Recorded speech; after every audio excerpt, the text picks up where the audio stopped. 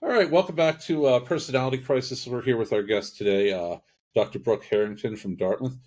Uh, I have been informed by our producers that you are, in fact, a hardcore criminal wanted by Interpol and everyone else. Would you like to explain yourself to the viewers, listeners? I was very close to having my life ruined, my ability to work destroyed forever, and personal bankruptcy to boot. Um, because for 9 years I lived in a country whose immigration policies were like the wet dream of Steve Bannon and Stephen Miller. In fact, what Denmark does to immigrants is very much like what Miller is trying to do right now: get them to self-deport, pay them to leave the country. um, Criminalize what used to be civil offenses and use that as a pretext, not just to deport people, but to imprison them. So all of these horrors that we see unfolding on the immigration front in the US right now, many of them were done in Denmark more than a decade ago. You may remember when the Syrian civil war was going on, and Assad was dropping chemical weapons on his own people. Syrians started pouring into Europe, often on foot. And many of them wanted to go to Sweden, and they would have to walk through Denmark to get to Sweden, because Sweden's like a peninsula that kind of hangs down, and Denmark is still attached to continental Europe. So you can walk through Europe, but after a certain point, you have to hop over to Sweden from Denmark. So the Danes have become so virulently anti-immigrant that all parties, left and right, have to hold an anti-immigrant policy. And they were essentially strip searching these poor Syrian refugees on foot at the border and saying, if you have any gold jewelry, you have to turn it over to the value of at least 300 euros, just in case you use any of our fabled welfare state social services. On top of that, they made it a criminal offense for Danish people to try to help the Syrians, for example, by giving them a lift in their cars so that they didn't have to actually walk across the body of Denmark to Sweden, to try to drive them like the 2 hours to the Swedish border. That was a crime. Having a Syrian refugee in your house to give them tea and cookies, also a crime. Right after that, small boy, Aydan Kurti, was photographed face down on a beach, having drowned in one of the refugee boats trying to cross the Mediterranean. Rather than joining in the international mourning for him, the then Danish Minister of Immigration, Inge Støjberg, who figures prominently in my own story, was taking out full-page newspaper ads in like Lebanese and Syrian newspapers saying, "Don't even think about coming to Denmark, you freeloaders," in multiple languages. We will send you back. So these are like the incredibly xenophobic, hateful strains of anti-immigrant sentiment that pervade Denmark. If you go there as a tourist, you will not experience any of this. It's only if you try to live and work there, because that means you're plugged into the welfare state. Now, the fact that I was paying 45% of my income in taxes every year was irrelevant. I wasn't Danish, which meant I was a piece of shit, even though I was teaching in their universities. And I was regularly reminded of this by Danish people.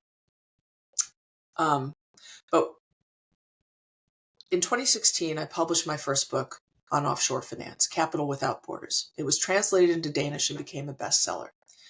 This was during the time that what are called the Panama and Paradise Papers came out, which were enormous leaks of secret data from the offshore financial system, revealing that basically everybody over a certain level of wealth all over the world was using the offshore financial system to hide their assets from tax collectors, debt collectors, you name it. And that made a lot of governments of the world extremely interested in finding out how to stop those abuses, including the Danish government, because their median tax rate is just south of 50%, and they need that money to keep their welfare state operating. So there's a law in Denmark that says if you're a professor in that country, you are obliged to share your research with the public. Makes sense, right? All universities in Denmark are supported by taxpayers. Taxpayers have to get their value. I'm totally in agreement with that.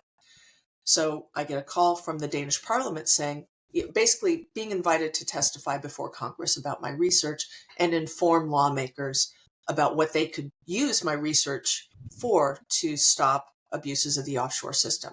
Fantastic. I'm happy to do it. So I do that. And then a couple of weeks later, I think about 6 weeks later, I get a call from my boss. This was November of 2017.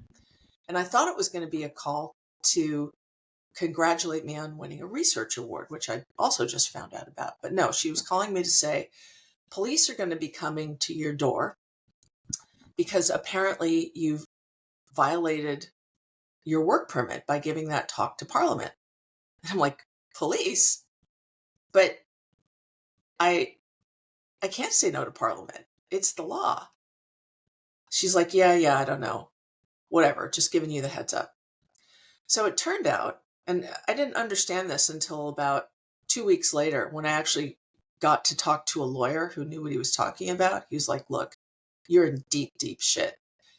Because Parliament itself didn't know that Inga Støjberg, this incredibly cruel and heartless woman who was in charge of immigration laws in Denmark, she was changing immigration laws 3 to 4 times on average per month, intentionally to make it impossible to keep up and to make it easy to find a pretext to charge an immigrant with something.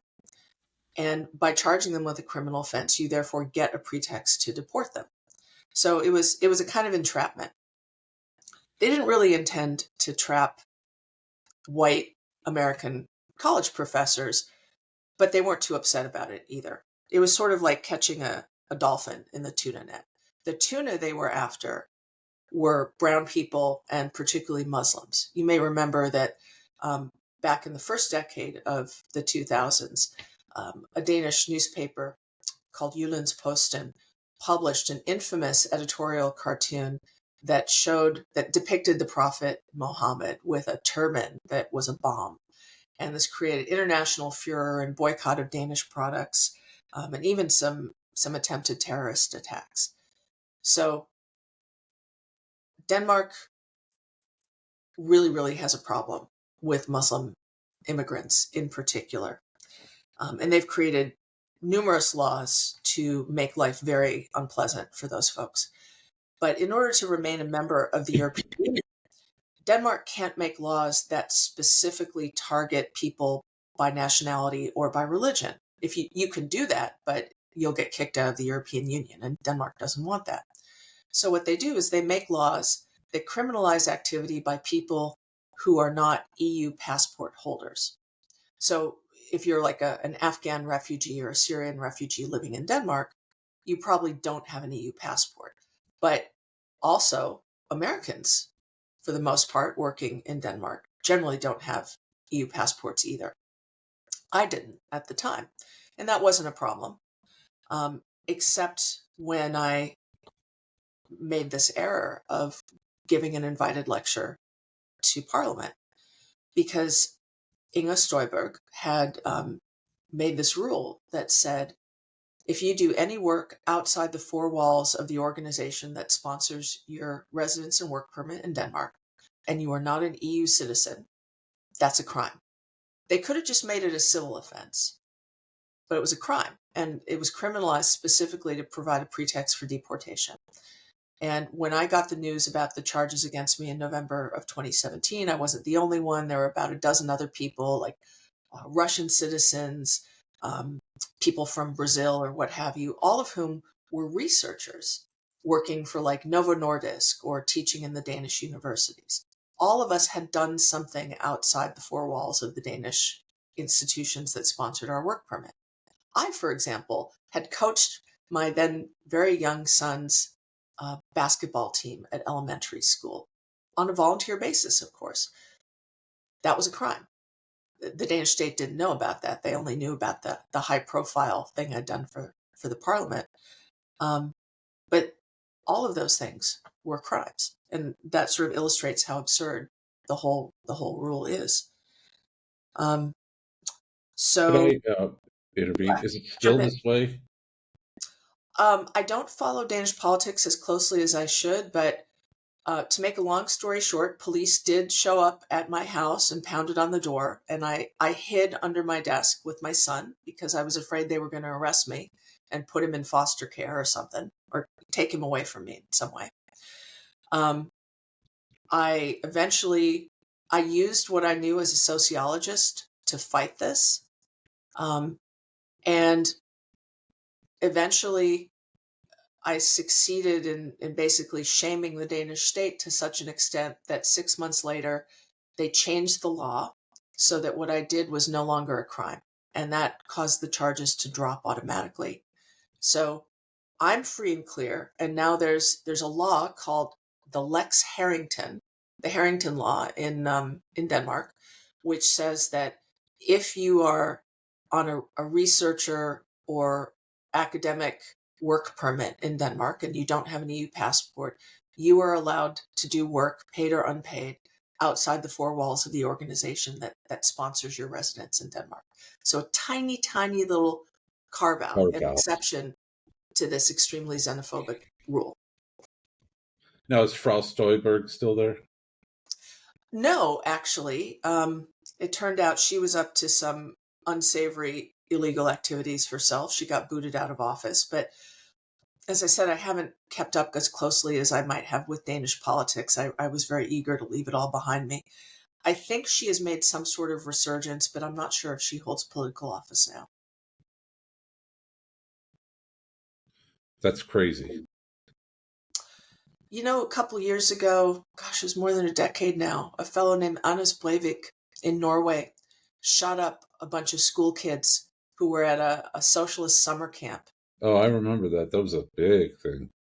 This, So when he was on trial, one of the things he said during his trial to defend himself was, well, I had to do this to defend Norway against unchecked immigration. And if Norway had immigration policies like Denmark, I wouldn't have had to do this.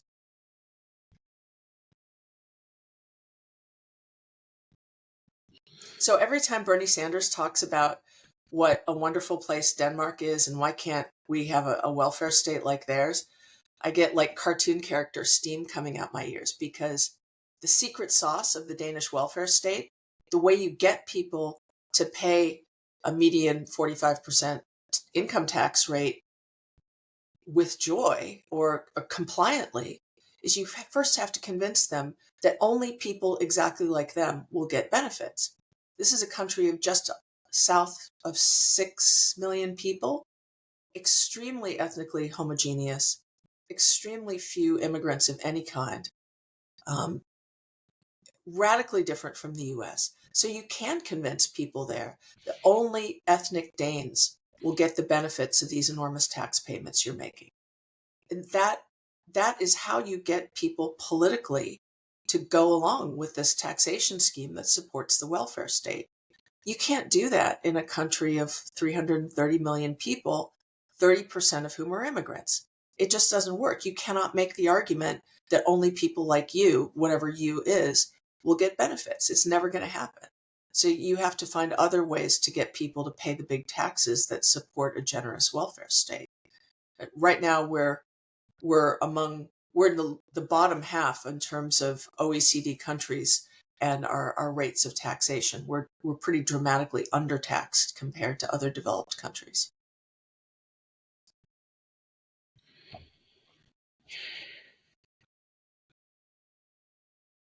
trying to figure out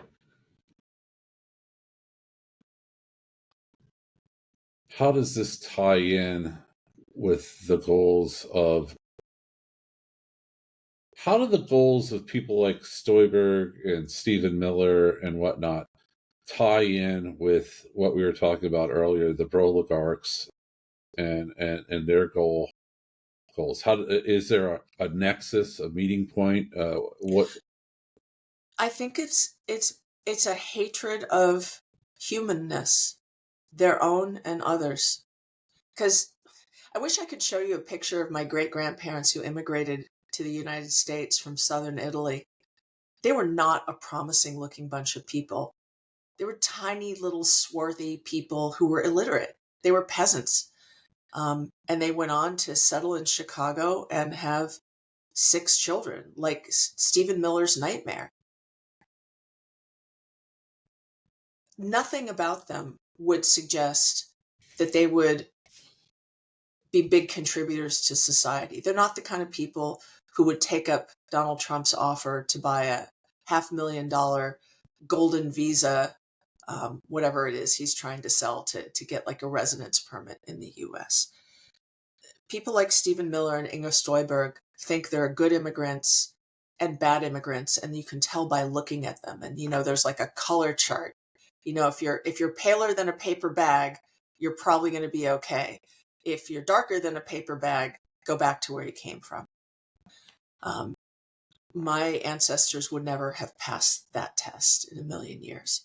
And in fact, shortly after they arrived, there were people on the floor of Congress, elected officials, saying, well, of course, we all know that Italians are natural born criminals. And, they were treated like subhuman and depicted in editorial cartoons and so forth as subhuman entities. I'm told that the largest lynching in American history in terms of the number of people who were all killed at once was committed against Italian immigrants in New Orleans, in part because they were Catholic and in part because, Italians were considered to be not white, not human, as part of some intermediate subspecies. That isn't the case anymore. There are whole books written about how the Italians became white, but this is all within the last 120 years, which is the blink of an eye in human historical terms. And it just goes to show how completely absurd racial classification is. I mean, it can change within, I guess it was 2 generations. By the time my grandparents were adults, or certainly by the time that they died, there was no argument about whether Italians were white. Of course they were. It just wasn't a thing. But when they were born, it was a thing. So if within the span of a single human lifetime, people can be reclassified from white to non-white, you're talking about garbage classification systems. And yet, these are the classification systems that people like Stuyberg and Stephen Miller want to use to essentially determine the course of other humans' lives. They want to assess people's potential to contribute to a society based on these garbage classifications. Lots of unpromising people have turned out either themselves or through their descendants to have made massive contributions to human well-being. And it's happened so frequently that I think all of us should have a lot of humility about our ability to assess talent in others. I was just reading a story yesterday about a fella in it's a I'm from again, I'm from the northern panhandle of West Virginia, which was, when I was growing up, it was all steel mills, coal mines, glass factories, petrochemical. I mean, it was all down the Ohio River, all the way up to Pittsburgh. Just that whole industrial core of the United States for the Rust Belt, I guess is what they refer to it. We were Cleveland Cliffs, which is a large manufacturer, was going to bring 600 jobs to the area to rebuild transformers, and they just called it off yesterday, saying that they can't handle the tariffs. The supply will be too much. And along that line, I was reading a story about a fella from Detroit who runs a company called Detroit Axle. It was in one of the prominent newspapers, maybe even the New York Times. But his father had moved here in 1978 from, I want to say, Lebanon. And the guy they interviewed was 6 years old. And they came and they started with absolutely nothing, like your relatives. And over the course of just 40 years, built up this large manufacturing company called Detroit Axle, which rebuilds all these things. And it just shows you that you have no idea what people are going to do when they come here. And then, the point of this is now his business is all in danger because 70% of his parts that he gets come from China. And all they do is they rebuild axles for trucks and other things. It's a huge operation, but they just go under in the next couple of years. But back to the point of it is, like, you don't know who's. I kind of reject the phrase unpromising people because that in itself is categorizing. Who's to judge who's promising and who isn't? That's the point. I say that sort of tongue in cheek because, look at the rhetoric from people like Elon Musk and Donald Trump about, good genes and high T alpha males. They think, these extremely powerful men think that they can tell just by looking who's a promising specimen and who isn't. And it's absurd. If you follow baseball, for example, Michael Lewis's book Moneyball is all about the folly of trying to assess talent by looks, and how for generations baseball scouts would go to high school players and they'd say, "Oh, that tall, handsome left-handed pitcher, he's going to be great," and then the kid would wash out in the minors or the majors.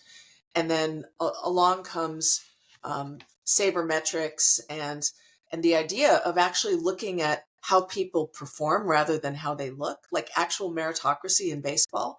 And like the Oakland A's dynasty, such as it was, comes out of evaluating people by what they actually do rather than how they look. Why are we going backwards? Oh, I have another chat message here. I better.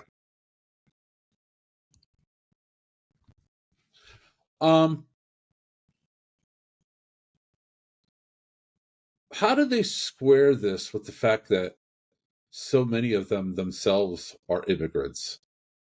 I mean, we're run by half of these oligarchs are South African, and Dreesen's from Norway, right?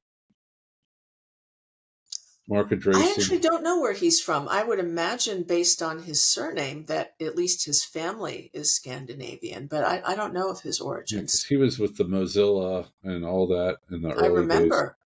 I Yeah. rem- I've met people who knew him when he was just a promising grad student inventing Mozilla, and apparently he was a very normal, personable sort of fellow. Um, so that goes back to our other conversation about column A versus column B. Self-selection versus exposure to people who are um, essentially radicalizing each other through chats. Um, so, what were we talking about? That was a. Did you read that big article about the chat groups that Yeah, they're all on? that's a phenomenon you may know about it in social psychology called uh, polarization. Um, risky shift is what it was originally called. Basically, if you get a bunch of like-minded people who share a certain attitude toward risk, like jumping out of airplanes is fun, we should do more of it, and you put them in a room to talk to each other, they come out of that room more inclined to risk, more more willing to jump out of airplanes. If you put people in a room who are very risk averse on a certain thing, like, crypto is a scam, we should never invest in it, and then they get in a room with other people who think the same thing, they'll come out of that group discussion feeling even more anti-crypto. And then you can sort of neutralize people's polarities by putting them in a room of people with opinions that disagree with their own. And then even if they're not persuaded to the other side, they will moderate their opinions generally, as a result of exposure to people who disagree with them. So essentially what these guys, the oligarchs in their online chats, have been doing is turning up the risky shift button to 11 and radicalizing each other by putting themselves in these echo chambers where they're only exposed to people who already agree with them about the sort of general shittiness of humanity and worthlessness of most human lives, and the superiority of machines and tech. and then they get together and they talk to each other about it, and they goad each other, they egg each other on to increasingly extreme positions. And that's how you get people like Yarvin and Balaji saying, yeah, let's throw all the homeless people into a biofuel generator. Well, and at a larger scale, that's exactly what's happened with the American population, with Facebook and whatnot. You get all these people in these bizarre Facebook groups, I mean, whatever it's for, the anti-vax ones, the chemtrails ones, all of the American Eagle Patriot Facebook group, where it's increasingly more and more strident about what needs to be done, or even at a lesser level, like just yesterday, I found out that Nancy Mace, over the period of 72 hours, tweeted 362 times in a 72-hour period about trans people and bathrooms. And my It's a good thing that the American taxpayer is paying her, what, $175,000 a year to do that? Because where would we be without her? Well, my first thought was, if I tweet 372 times about anything, I've been doing cocaine, and somebody should do a health and wellness check on me, because my heart's probably blasted. Ketamine, darling, ketamine. Like, no day class A cocaine for you. Oh, is it ketamine? Is that what we need?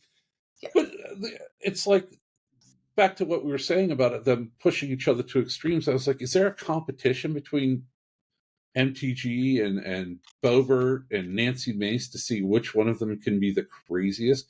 And when you look at it that from what you just talked about, them pushing each other inside their own little echo chambers, it may very well be that they have absolutely no idea how anybody else views them, that they only value what the people in their in-group say, and of those people in the in-group, the only ones they listen to are the loudest, most extreme ones, and everybody moves towards that.